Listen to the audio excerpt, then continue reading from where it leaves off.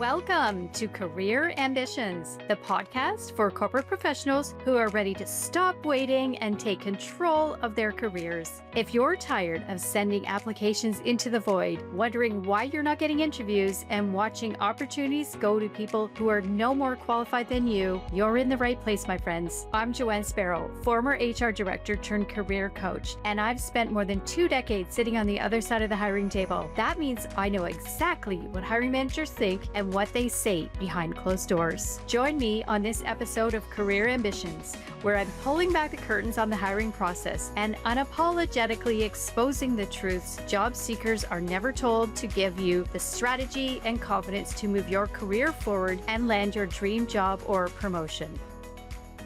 Welcome back to Career Ambitions, the podcast for corporate professionals where I share my insider knowledge and experience from my more than 20-year career in HR. I'm Joanne Sparrow, and in today's episode, we're diving into the best questions you should be asking the recruiter before you head into the interview. So let's dive in. Most candidates know they need to prepare for an interview. They review the job posting and research the company. They practice the answer to "tell me about yourself." They prepare behavioral examples. They think about their strengths, weaknesses, and biggest accomplishments. All of that is very important. But there is one part of an interview preparation that is rarely discussed, and I'm calling it out. The questions you should be asking the recruiter before the interview ever happens. Because you should not only be preparing for the interview, you should be preparing for the person who you will be interviewing with. Most interview advice focuses on the candidate. You're told research the organization, be sure that you understand the role, review the company's values, prepare your Carl stories, practice answering common interview questions, develop thoughtful questions to ask at the end. Make sure you're testing your technology. If it's a virtual call, plan what you will wear and arrive early or log in ahead of time. All of these are very important fundamentals of the interview, but they only give you part of the picture. A job posting tells you what the organization says it needs. It doesn't always tell you what the interviewer personally cares about. It won't tell you how they make decisions.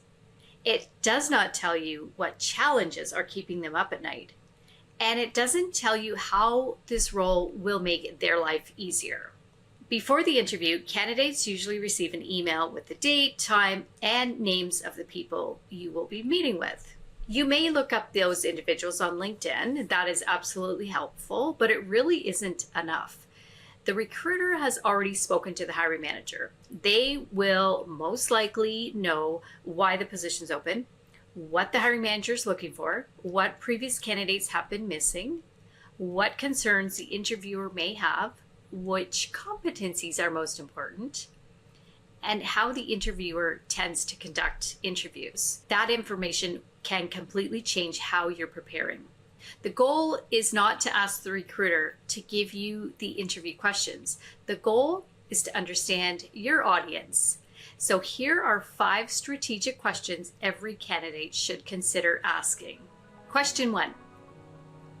What can you tell me about the interviewer's style and how they typically structure their interviews? This matters because every interviewer is different. Some have highly structured interviews. They may ask a list of questions, take detailed notes, and move quickly from one topic to the next. Others are much more conversational. They may want to get to know you, explore your career story, and see how naturally the conversation flows. Some hiring managers focus heavily on technical knowledge. Others care more about leadership presence, communication skills, or how you build relationships. So this is how you use the insight. Knowing the interview style helps you practice for the right type of conversation. For a structured behavioral interview, I always coach my clients to prepare concise Carl examples, context, action, results, learning. For a conversational interview, prepare to connect your experiences naturally instead of sounding rehearsed. For a technical interview, review tools, systems, and knowledge that's required. For an executive level conversation, prepare to speak about business impact, strategy, and decision making. Question 2, what does this interviewer care about most when evaluating candidates for the role? This is an important question because a job posting may include 10 or 15 different qualifications, but the hiring manager is rarely weighing every requirement equally. There are usually 2 or 3 things that matter the most to them. They may need someone who can manage stakeholders. They may need a calm problem solver. They may want someone who can influence senior leaders, or they may need a person who can just step in and deliver immediately. Once you know what matters most, you can choose the right career stories. Do not try to tell the interviewer everything you've ever done. Choose examples that demonstrate the competencies they value. If stakeholder management is important, prepare a Carl example about navigating competing expectations. If leadership is important, prepare a story about influencing others or leading through change. If execution is important, prepare examples with clear, measurable results. Question 3, how will this position interact with the interviewer, and what will they expect from the person hired? This is a great question because the interviewer may be your future manager. They also may be a senior leader, colleague, internal client, or cross-functional partner. Each relationship requires something different. A direct manager may be evaluating how easily they can coach you, trust, and delegate to you. A senior executive may care about your judgment and ability to communicate clearly. A cross-functional partner may want to know whether you will be collaborative, responsive, and easy to work with. So, in using this insight, prepare examples that reflect the actual working relationship. You may need to demonstrate that you can work independently, provide strategic advice, influence without authority, manage competing priorities, communicate with executives, build trust across departments, and push back respectfully when necessary. The interview becomes so much stronger when you show the interviewer how you will work with them, not only what you've done in the past. Question 4, what are the interviewer's current priorities, challenges, or goals that this role will support? Companies do not hire simply because a job description exists. They hire because there is work that needs to be done, there's a problem to solve, there's a goal to achieve. There may be a team under pressure, a new initiative, a leadership gap, or a business priority that needs additional support. And in the world of communications and agency, winning new clients is often why HR is panicking to hire, because as soon as the business comes, we now have to hire. This information helps you position yourself as the solution. Listen carefully for the real problem behind the role. Then prepare your Carl example showing that you've solved similar problems. You could say, that is helpful context. In my previous role, I faced a similar challenge, ... Now you're not simply answering a question, you're showing the interviewer how your experience connects directly to their needs. Question 5, are there specific experiences, competencies, or examples you recommend I prepare to discuss with this interviewer? Recruiters often know exactly what the hiring manager wants to explore. They may also know where your background is especially strong or where the interviewer may have questions. There may be something important that wasn't obvious in the job posting. So use the recruiter's answer to select the strongest examples from your career. Prepare the context. Be clear about the actions you personally took.